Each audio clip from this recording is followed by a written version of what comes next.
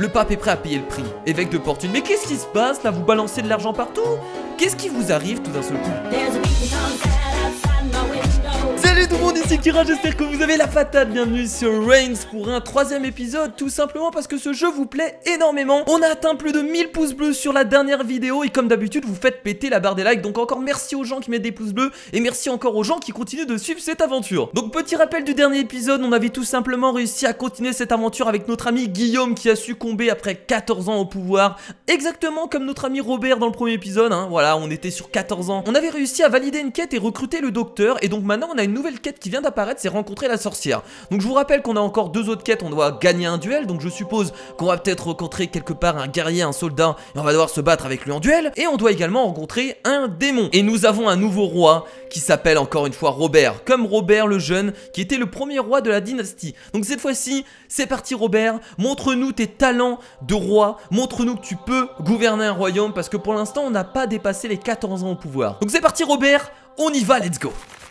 Donc bien entendu je vous réexplique pas le jeu à chaque fois, maintenant vous connaissez comment ça fonctionne. Ah direct on parle à l'évêque de Portune, comment ça se fait? Parce que d'habitude on a le fantôme qui arrive, qui nous parle etc. Et là qu'est-ce qu'on nous dit? Nous devrions instaurer un couvre-feu. La nuit, les rues de la capitale ne sont pas sûres. Mais qu'est-ce qui se passe la nuit dans notre royaume? Donc bon je comprends qu'il peut y avoir tout simplement des voleurs qui se cachent dans l'ombre la nuit, mais au point de mettre un couvre-feu, est-ce qu'on va mettre un couvre-feu? Ça c'est la question que je me pose. Alors si on met un couvre-feu ça influence donc sur le peuple, sur l'armée et également sur l'argent. Alors on sait pas comment. Et si on met non, bah ça influence que sur le peuple et l'armée. Alors si je mets un couvre-feu je suppose que ça va aider le peuple et l'armée. Alors du coup je pense qu'on va mettre un couvre-feu les amis. Parce que je pense que si on n'en met pas, bah le peuple va pas être en sécurité. Et on va peut-être avoir affaire à des voleurs et à des problèmes par la suite. Donc oui, allez, mettons un couvre-feu évêque de Portune, c'est parti. Donc le peuple et l'armée ont augmenté, mais par contre j'ai perdu de l'argent. Ça me paraît évident, bah, ça coûte de l'argent de mettre un couvre-feu en place, faut mettre des règles, voilà, donc ça prend du temps et surtout de l'argent. Donc bon, maintenant qu'il y a un couvre-feu, est-ce que le royaume va mieux se porter? J'en ai aucune idée. Je suis maître Weirs, alors je sais pas comment ça se prononce, désolé. Le maître de la guilde des marchands. Acceptez ce témoignage de ma gratitude. Pourquoi le maître de la guilde des marchands vient me voir? En tout cas, très classe le mec, hein. En tout cas le mec ressemble à un archer, on a l'impression que c'est Robin des Bois qui vient me voir. Donc est-ce que on accepte tout simplement sa gratitude? Pas de pot de vin, ah il veut nous payer. J'ai l'impression qu'il veut nous payer pour pouvoir tout simplement vendre des trucs la nuit. Est-ce qu'on accepte? Si on accepte on va gagner de l'argent, forcément il va nous payer hein. Par contre si on dit non, on va perdre je pense au niveau du peuple et de la religion. Allez, on va dire oui, on va laisser passer le maître Weirs, le maître de la guilde des marchands. De toute façon ça a l'air d'être un homme bon. Voilà, le mec veut juste vendre ses produits. Donc oui mon ami, tu peux passer, donne-moi un peu de thunes. Voilà, comme ça c'est cool, on a mis un couvre-feu, on a perdu de l'argent. Et là on a accepté un pot de vin et donc on a récupéré de l'argent. Donc là on essaye de rééquilibrer un peu tout ça. Donnez-nous assez de pouvoir pour faire respecter la loi du Très-Haut. Le pape est prêt à payer le prix. Évêque de Portune. Mais qu'est-ce qui se passe là? Vous balancez de l'argent partout? Qu'est-ce qui vous arrive tout d'un seul coup? En fait je mets un couvre-feu et d'un seul coup vous venez tous me donner de l'argent. Qu'est-ce qui se passe? Même le pape veut me donner de l'argent quoi. Alors si je dis oui du coup on va augmenter la barre de religion et d'argent, ça me paraît évident. Si je dis non par contre, on va je suppose perdre de l'argent. Ah c'est embêtant. Je pense que je vais dire oui. Allez putain, je vais être quelqu'un de sympa. Voilà, allez-y. Tant que vous me donnez de la thune, vous pouvez faire ce que vous voulez. C'est parti. Ok. Ah là la religion par contre elle est trop haute. En fait je pense que l'équilibre doit fonctionner dans les deux sens. C'est-à-dire que les barres ne peuvent pas descendre trop bas, bah, sinon tu perds. Mais les barres ne doivent pas monter trop haut. Donc actuellement la religion, il faut faire très attention. Ah nous avons la visite de Puck. Attention, le villageois qu'on voit tout le temps. Les sœurs d'un couvent se sont mises à miauler comme des chats. Ça se propage jusqu'au village. Quoi? Ok, on a les sœurs qui se font apparemment attaquer par une maladie. Parce que des sœurs qui miaulent comme des chats. Je vois mal des sœurs qui se mettent à miauler pour rien quoi. Je pense que c'est encore le démon qui vient nous attaquer. Alors là si on dit oui, général, est-ce mon problème? Là je pense que si on dit général, on va les aider en fait. Et si on aide les sœurs, forcément on aide la religion. Et là vous avez vu que la religion, elle est tout simplement trop haute. Donc moi ce que je vais dire tout simplement c'est est-ce mon problème? Est-ce que je vais m'occuper des sœurs qui miaulent comme des chats? Ça tombe c'est n'importe quoi, ça tombe c'est une connerie. Donc je vais dire est-ce mon problème? Voilà, comme ça on a perdu de la religion et ça c'est bien. On a la barre de religion qui baisse et comme ça on essaye encore toujours d'équilibrer un maximum les choses. Les sœurs continuèrent à miauler pendant un certain temps. L'église finit par les déclarer hérétiques et les envoya au bûcher. Allez brûler les sœurs. C'est parti, on se fait un petit barbecue de sœurs. Brûler et retourner dans les flammes des enfers. Mais oui, de toute façon c'était des hérétiques, on en était sûr. C'était des hérétiques les amis. Voilà, on a fait notre taf. Et je suis assez content de moi. Je suis assez fier de moi sur cette action. Avez-vous besoin d'argent, sire? Mais Qu'est-ce qui se passe? Ils veulent tous que je sois riche. Mais attendez, me donnez pas non plus trop d'argent parce que... Moi, si j'ai trop d'argent, après, je vais être dans la merde. Parce que qu'est-ce que j'en fais de l'argent? À part la mettre sous mon matelas et la donner tout simplement à quelques écuyers, je peux pas la mettre autre part. Je peux pas donner mon argent au peuple. Ce serait dégueulasse de faire ça. Je peux vous prêter 2000 pièces d'or à 5% d'intérêt. Bah non en fait. Non en fait, on n'a pas besoin d'argent actuellement. Là les amis, on est bien au niveau de l'argent, donc on va dire non. Non merci, Sir Adhémar, c'est sympa. Mais en plus, il y a des intérêts. Ça me fait chier parce que plus tard je vais devoir tout simplement rembourser tout ça. En plus il y a quand même 5% d'intérêt. Donc c'est à dire sur 2000 pièces d'or, je vais perdre 100 pièces d'or. Donc non, non, j'ai assez d'argent pour l'instant. Donc merci Sir Adhémar. Mais retournez, je sais que j'ai accepté pas mal de pots de vin, mais il faut arrêter de me proposer de l'argent, j'en veux plus. Voilà, merci. Non, c'est comme ça. Oh putain, Sir Adhémar qui revient direct m'attaquer quoi. Un incendie est en train de ravager votre château monseigneur. Qu'est-ce que c'est que ces conneries? Un incendie? Oula. Alors soit on sauve le trésor, c'est-à-dire que... Ah oui mais attendez. Sauver la garnison. Alors du coup, soit on sauve notre trésor, c'est-à-dire qu'on va pas du tout perdre d'argent, ou soit on sauve la garnison. C'est un choix dur parce que du coup, l'église va prendre cher et le peuple aussi, j'ai l'impression. Bah écoutez, je pense qu'on va sauver...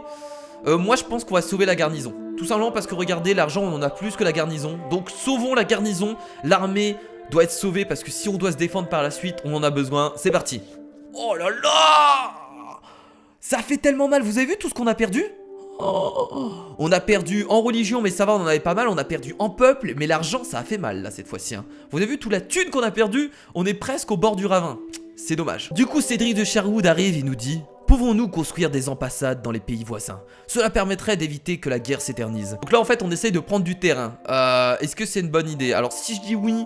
oh putain, si je dis oui, je gagne de l'argent ou pas? Je pense que je perds de l'argent et je pense qu'on là on est dans la merde si je dis oui.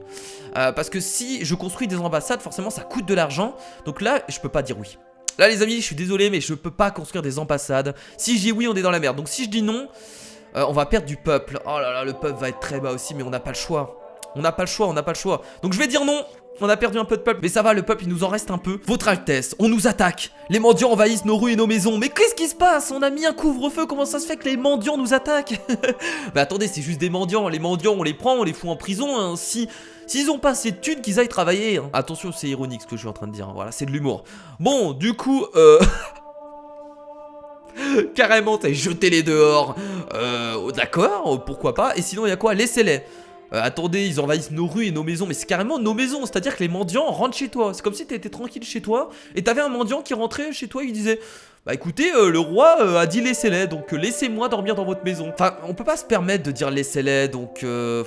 Ah mais si je dis jetez-les dehors, est-ce que ça va arranger le peuple? Ah là j'hésite beaucoup là. Là j'hésite beaucoup parce que ce que j'aimerais faire en fait c'est remonter la barre du peuple, donc... On va dire jetez-les dehors. Et si je fais jeter les dehors... Oh non, on perd du peuple, mais je pensais pas... Je pensais vraiment que le peuple allait être content, parce qu'ils envahissent nos maisons. Pour moi, les maisons appartenaient au peuple, donc forcément, ils étaient contents qu'on vire les mendiants. Bon bah là, au niveau du peuple, les amis, on va devoir faire quelque chose, parce que clairement, on est dans la merde. Évêque de Fortune qui revient, donc j'espère que pour une fois, c'est pas pour nous donner de l'argent. On espère. Le tribunal de Dieu a arrêté Maître Avanzoar. Allez-vous signer sa condamnation? Mais qu'est-ce qu'il a fait, Maître Avanzoar? Je veux savoir quel est son délit, quoi. Là, je pense qu'il faut dire non. Pour moi, Maître Avanzoar, c'est quelqu'un du peuple. C'est quelqu'un qui est là pour défendre le peuple. Bon, vu que je sais pas qui c'est, Maître Avanzoar, et je sais pas ce qu'il a fait, mais je vais dire non, en fait. Je vais dire non, tout simplement. Voilà. Oh, la religion, ce qu'elle a pris dans la gueule, par contre, les amis. Ils ont pas été contents, hein. Ils ont pas été contents qu'on soit contre la religion. Donc là, bam! Votre forteresse est trop fragile. Construisons une nouvelle tour. Comment ça se fait qu'elle est trop fragile? Bah, Général Polon, c'est à vous aussi de faire le taf. Pourquoi vous me demandez ça? C'est vous le général, donc c'est vous qui choisissez à la base. Bon, allez, je vais être sympa. Je vais choisir à votre place parce que je vois que la délégation de tâches ne fonctionne pas très bien avec vous. Donc, est-ce qu'on construit une tour? Alors là, on est dans une impasse, les amis. Et je crois malheureusement qu'on a perdu en fait. Si on dit oui, on perd beaucoup d'argent et du coup, bah forcément, on perd la game. Bah oui, forcément, on a plus d'argent. Et si on dit non, j'ai l'impression que le peuple va pas être content. Bon, on va quand même dire non parce que j'ai l'impression qu'on a plus de peuple que d'argent. Mais je crois que ça va faire mal. Oh! Oh mon dieu, vous avez vu ce qu'il nous reste en peuple? Oh mon dieu! On a tellement eu chaud au cul là les amis. On a tellement eu chaud au cul. Ah c'était vraiment juste. Ah regardez, il nous reste presque rien. Donc là c'est Puck le villageois qui vient nous voir. On va devoir l'aider. On est obligé de l'aider. Si on l'aide pas, je pense que les villageois vont se rebeller contre nous et ça va être la fin. J'ai rencontré une femme mystérieuse maîtrisant aussi bien l'art des plantes que celui des rêves. Vous voulez la voir? C'est peut-être la sorcière. Je crois que c'est la sorcière les amis. Oh putain, on va pouvoir rencontrer la sorcière, j'ai l'impression. Donc si je dis oui, je pense que le peuple va remonter. Par contre si je dis non, on va dire oui. On va dire oui. Yes! Le sorcier! Ouais, on a rencontré donc la sorcière, on a validé une nouvelle quête et en plus, regardez, on a gagné un peu encore d'équilibre au niveau du peuple. Là, on est vraiment un peu dans la merde parce que l'équilibre est très bas, donc on va devoir se ressaisir. Alors maintenant, vous avez vu qu'en bas à gauche, j'ai un nouveau titre, je m'appelle Robert le sorcier. C'est plus Robert le roi, c'est Robert le sorcier. Je peux vous apprendre à maîtriser la magie blanche. La magie blanche, donc la magie blanche c'est la magie du bien. Voilà, c'est pas la magie noire. Mais attention Lady Possilia, qu'est-ce qui me dit que vous n'êtes pas une sorcière du côté du mal? Personne ne le dit, malheureusement je vais devoir décider moi-même et c'est ça qui est un peu chiant. Je pense qu'on va dire oui quand même les amis, parce que je pense que cette sorcière est honnête. Voilà, sans la connaître, je pense qu'elle peut nous aider. Elle fait de la magie blanche pour moi, ça peut juste nous aider, donc on va dire oui. C'est parti. Ah, on a perdu en religion et un peu de dollars. C'est un peu embêtant ça. Mais d'abord vous devez me prouver que je ne perds pas mon temps avec vous. Ah oui carrément, donc c'est moi qui dois prouver que je suis quelqu'un de bien. Attends, t'es une sorcière, c'est surtout à toi de me prouver que je perds pas mon temps avec toi surtout. Parce que là clairement, c'est moi qui ai tout à perdre en fait. Bah oui. On va dire oui les amis, hein. C'est parti hein. Prononcez le mot sacré Sgando à la manière de l'Est. Qu'est-ce que c'est la manière de l'Est? Je sais pas ce que c'est, mais bon, on va dire Sgando. Oh, merde, oula. Comment on dit Sgando? Bah je vais dire Zlanwo, du coup ça se rapproche plus de Sgando pour moi. Parce que Aboep, ça veut rien dire pour moi. On va dire Zlanwo. Oh putain, j'espère que c'est la bonne réponse. Zlanwo! Ce n'était pas la bonne réponse, j'aurais dû m'en douter, c'était un piège. Le mot était proche de l'autre mot, donc forcément je me suis dit que c'était ça. Mais forcément ils ont foutu un piège, voilà, bah voilà. Bon, c'était pas la bonne réponse, bah je crois qu'on va pas pouvoir profiter de la magie blanche les amis. C'est un peu triste parce que la magie blanche, je pense que ça aurait pu nous aider. Bon, on a quand même rencontré la sorcière, mais on n'a pas réussi à avoir d'aide d'elle, donc un peu la tristesse absolue. Le général Apollon, qu'est-ce qu'il nous veut? Il nous faut des meilleures défenses. Les barbares de l'Est sont aux portes du royaume. Oh merde! Attends, on va pas se faire attaquer maintenant. Vous avez vu comment le royaume est dans la merde actuellement, général Apollon? Qu'est-ce qu'on fait? Bah on va dire oui, hein. On est obligé. On est obligé, mais là ce que j'ai peur c'est surtout pour l'argent. On n'a plus beaucoup de thunes, général Apollon. Mais le problème c'est que si on dit non, on va se faire attaquer. Donc on est obligé de dire oui. Bon, on va dire oui, hein. Oh non! Notre pays est ruiné, mais je pensais que j'avais encore assez d'argent pour réussir. Ah bah voilà. Bon bah les amis, on est resté 13 ans au pouvoir. Je crois que je vais jamais réussir à battre mon record. Votre pays est ruiné, votre Altesse. Les marchands et les nobles possèdent tout. Merci Père Bron, hein. Merci de me dire ça, mais ça m'embête un peu parce que ce royaume, bah je le sentais bien au fond de moi. Je pensais qu'on pouvait réussir à aller plus loin ensemble. Mais c'est là, bah je rien du tout quoi. Quoi? Vous êtes torturé et votre corps livré aux chiens. Votre nom devient une insulte. Ah carrément. On me torture, on me livre aux chiens et en plus mon nom devient une insulte. Donc maintenant quand vous dites Robert dans la langue française c'est une insulte. Espèce de Robert. Bon bah du coup 13 ans au pouvoir, on n'a toujours pas été plus loin les amis. Mais bon le principal c'est qu'on a quand même rencontré la sorcière. Donc finalement c'est pas dégueulasse en soi. Robert le sorcier qui a tout simplement été 13 ans au pouvoir et qui a été ensuite jeté aux chiens. C'est triste. Du coup la prochaine quête c'est se perdre dans le donjon. Attention, on va peut-être pouvoir rentrer dans un donjon dans pas longtemps. En tout cas les amis, n'hésitez pas à laisser un gros pouce bleu comme d'habitude vers le haut. On essaye de faire péter les 1000 likes comme d'habitude. En tout cas merci encore à toutes les personnes qui regardent tout simplement cette aventure sur Reigns. Ça me fait toujours plaisir. Et bien entendu on se retrouvera pour un 4ème épisode. Moi je vous fais d'énormes bisous et je vous dis à la prochaine. C'était Kira, salut.